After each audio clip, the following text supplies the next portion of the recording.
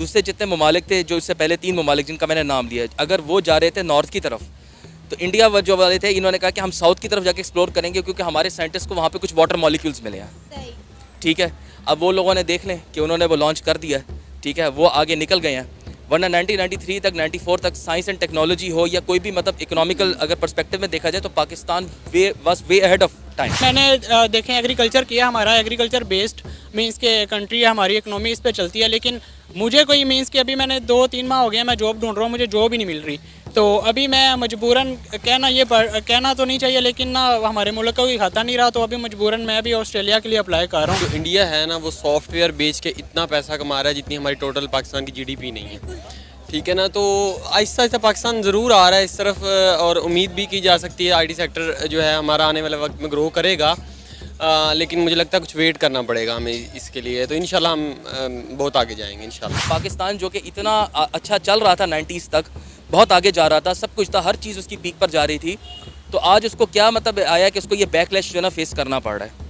ठीक है, उसकी वजह ये है कि फंडिंग जो है वो कर रहे हैं, तो वो फंडिंग के ऊपर जो ना वो करने के बाद भी उन्होंने जो ना प्रॉपर उन्होंने उसके ऊपर कोई उनका साइंस एंड टेक्नोलॉजी पे फोकस ही नहीं है, वो देखना ही नहीं चाहते। सुपार को पहले बन गया, इसरो बाद में बना, लेकिन इसके बावजूद इसरो जो है वो सैटेलाइट लॉन्च करके बैठ गया। उन्होंने पहले मिनी सैटेलाइट्स लॉन्च किए थे, आज वो देख लें स्पेसशिप भी ले फाइनली जो है वो उधर एक्सप्लोर कर रहे हैं। चंद्रयान 2 की तरह ना हो, चंद्रयान 3 कामयाब हो, और क्योंकि वाकई उन्होंने ये एक बड़ी अचीवमेंट होगी, और इंडिया जो है वो चौथा मुल्क बन जाएगा चाइना के बाद, तो जो चांद पे इस तरह के मिशन भेज रहा है, तो होपफुली के बेहतर हो उसके लिए भी, और हमें भी खुशी मिलेगी कि चले साउथ एशिया में कोई एक कंट्री तो आगे जा। सर सबसे पहले तो आपके लिए खुशखबरी है कि पंजाब गवर्नमेंट जो बहुत सारी गाड़ियां लेने लगी है, अचानक से आईएमएफ से पैसा आया। सर आपका कहना ये था पैसा पाकिस्तान नहीं आएगा, तो सर आपकी खबर गलत साबित होगी, वरना सर इतना पैसा आ गया जब तो गाड़ियां खरीद रहे हैं ये लोग। देखें, मैं हमेशा ये कहता था, और दूसरा वो भी गवर्नमेंट जो पंजाब गवर्नमेंट खरीद रही है जो कि इंटरम गवर्नमेंट है, जिसका कोई मैंडेट ही मौजूद नहीं है। उन्होंने 3 अरब 20 करोड़ की गाड़ियां अपने असिस्टेंट कमिश्नर्स और सबको कहा है कि आप नई गाड़ियां खरीद लें, उसमें कई करोड़ा गाड़ियां हैं, वीगो है। लेकिन ये वो मुल्क है जो दर बदर जलील हो रहा है पूरी दुनिया के अंदर पैसों की खातिर, ये वो कंट्री है। और दूसरा, मैंने आपको शायद पहले भी एक दफा मैंने कहा था कि फेडरल गवर्नमेंट जिसकी कोई रेट ऑफ गवर्नमेंट नहीं है, सिर्फ 15-20 मील के अंदर अंदर है, उनके पास 90,000 गाड़ी मौजूद है, जिसका पेट्रोल और जिसकी मुरम्मत जो है ये बीमार मुल्क कराता है। किस तरह कराता है ये लोगों को अब नहीं पता। लेकिन आज ये जो आपने ये कहा कि पैसे आए हैं, ये तो उसमें से बिल्कुल आटे में नमक के बराबर पैसे हैं। 3 अरब रुपया, क्या रुपया, कुछ भी नहीं होता। बाकी पैसे तो सारे लंदन, और अभी तो जो है प्रॉपर्टियां खरीदी जाएंगी, बच्चों की शॉपिंग्स होंगी दुबई में और लंदन में।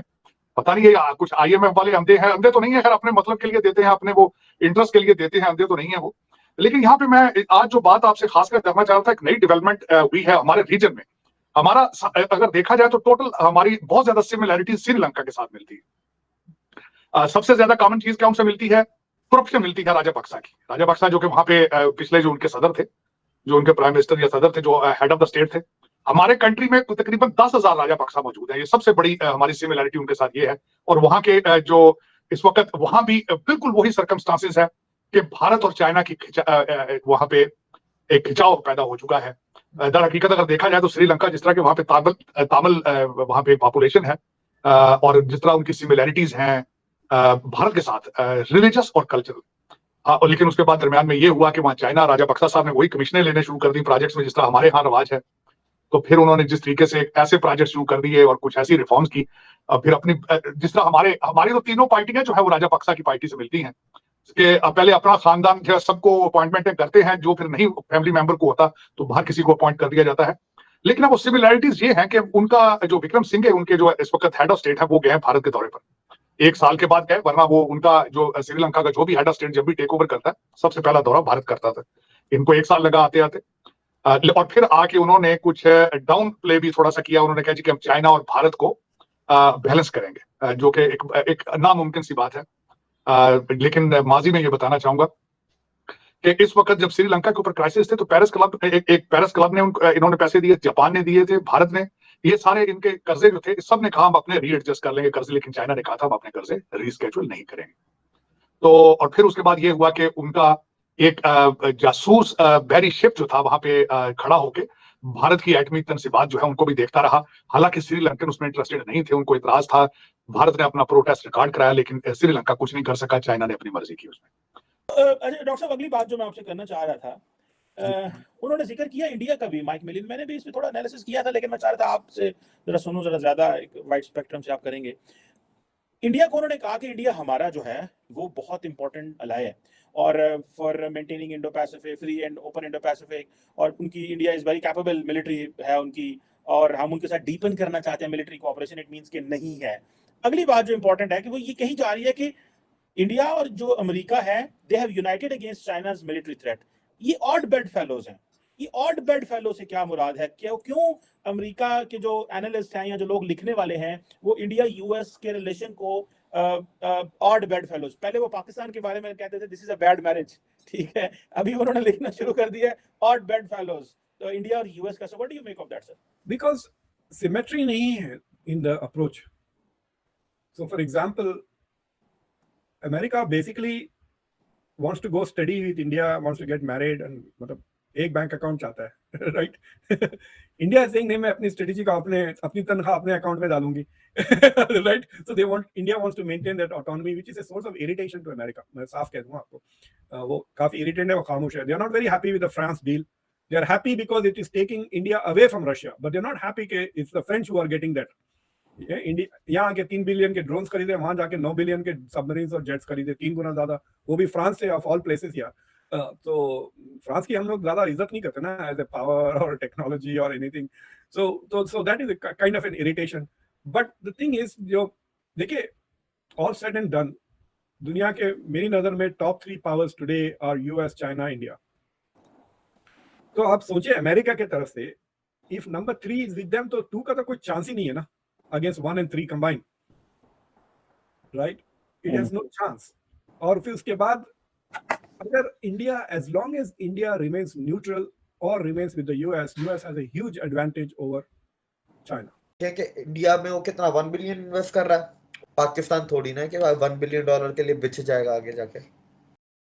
IMF के, तरह तरह के ममालिक के चाइनीज इन्वेस्टमेंट को आप मंगवाओगे तो आप अपनी मौत को इनविटेशन दे रहे हो। जिन्होंने हमें मुसलमान किया, जो हमारे से पुराने मुसलमान हैं, उन लोगों ने मोदी साहब को इतना बड़ा प्रोटोकॉल दिया। अब मोदी साहब तो हिंदू हैं, उन्हें तो कहते हैं कि टेररिस्ट हैं, मतलब ये तो वो मुसलमानों के एंटी हैं और ये दहशतगर्द हैं। हमारे पास तो ये कहा जाता है ना, लेकिन उन्होंने अपनी बुर्ज खलीफा, जो उनकी सबसे हाईएस्ट, सबसे बड़ी बिल्डिंग, दुनिया की सबसे बड़ी बिल्डिंग है, उसके ऊपर इतना बड़ा प्रोटोकॉल, मोदी साहब की प्रॉपर एक तस्वीर बनाई गई, उन्हें इज्जत दी गई, शहजादे के साथ मिले। मेरी बंजर अखियां चो सावल रुवाया, तेरे अंजुआं दी बारिश च प्यार बहाया, तेरे तोखे ने सजना मैनू मार मुकाया। इस बच्चे को यकीन करिए उन्होंने इंडियन आइडल में ले जाना था। ऐसे बच्चे को पॉलिश करते हैं। बेटा आपने बड़ा अच्छा सुनाया हमें, और ये मेरी तरफ से रखो। क्या बात है, क्या बात है, गिफ्ट भी मिल गया है। चाइना गया चांद पे, अमेरिका गया चांद पे, आप इनकी हिस्ट्री निकालिए। इन्होंने इतना डॉलर तबाह किया अपने मुल्क का, इतना डॉलर तबाह किया है कि आप सोच भी नहीं सकते। मिशन पूरा करने का। और इंडिया की टेक्नोलॉजी उन्होंने अपनी बनाई, अपना किया, उनसे आधे से भी कम पैसों में वो चांद पे पहुंच रहे हैं। जैसे एटम बम बनाया था, तो हमारे तब के लीडर ये कहते थे कि घास खा लेंगे लेकिन एटम बम जरूर बनाएंगे। अच्छा, उस बम से क्या कर लिया मुझे बताओ ना, इन बच्चों के साथ क्या किया? ये बच्चे पे मारो लाइट, इस बच्चे के साथ क्या किया? बम तो आपने बना लिया, अब इन्हें घास खाने के लिए छोड़ा है। इन बच्चों को इनके लिए स्कूल बनाते, भाईजान स्कूल जाते हैं बच्चे, सच बताना है। मैं आपको 8 दिन या 10 दिन इंटरव्यू ना दूं शोएब भाई, ठीक है, आप यकीन मानिए ये बात शायद नहीं करनी चाहिए। ऐसे यूट्यूबर के मुझे फ़ोन आते हैं कि वो समझते हैं कि पता नहीं शोएब से भी दूर हो चुका हुआ है, और फिर वो मेरे साथ जो बातें करते हैं ना, यकीन मानिए कि वो बातें मैं आपको बताऊं कि आपके लिए अच्छा सिलसिला नहीं है, आपके लिए गलत सोचा जाता है, आपके लिए तो वो सोचा जाता है किसी तरीके से इसलिए तो हम लोग ऊपर नहीं जाते कि जो इंसान तरक्की कर रहा है, मेहनत कर रहा है, कामयाब हो रहा है, हमारी कोशिश होती है उसकी टांग खींची जाए। ये हर फील्ड में ऐसा चलता है, हमें पॉजिटिव सोचने की, मेरे ख्याल से पॉजिटिव सोचने की ज़रूरत है, बजाय ये कि कोई मेरे खिलाफ बात करे, मैं उसके खिलाफ बात करूं, नफरतें बढ़ाएं, नफरतों में कुछ नहीं। तो वो ये कहते हैं मोदी का जो यार है वो गद्दार है, वो इस तरह के नारे लगते। इवन कोई भी गवर्नमेंट होती तो अपोजिशन, मोदी का जो यार है गद्दार है, मोदी का यार ये सऊदी अरेबिया भी है, मोदी का यार ये यूएई भी है, इजिप्ट भी है। मोदी जो 6-7 कंट्री है मुसलमानों की जिन्होंने मोदी को सॉलिड अवार्ड दिए अपने मुल्क के, ठीक है, वो सारे मोदी के यार हैं। वो सारे गद्दार हैं। आबिद अली तो है ही गद्दार, हाँ, हाँ। उसे तो सब कहते हैं गद्दार है ये। ठीक है। कोशिश करता हूँ मीडिया से दूर रहने की, फिर 10 दिन बाद पकड़ लेते हो आप।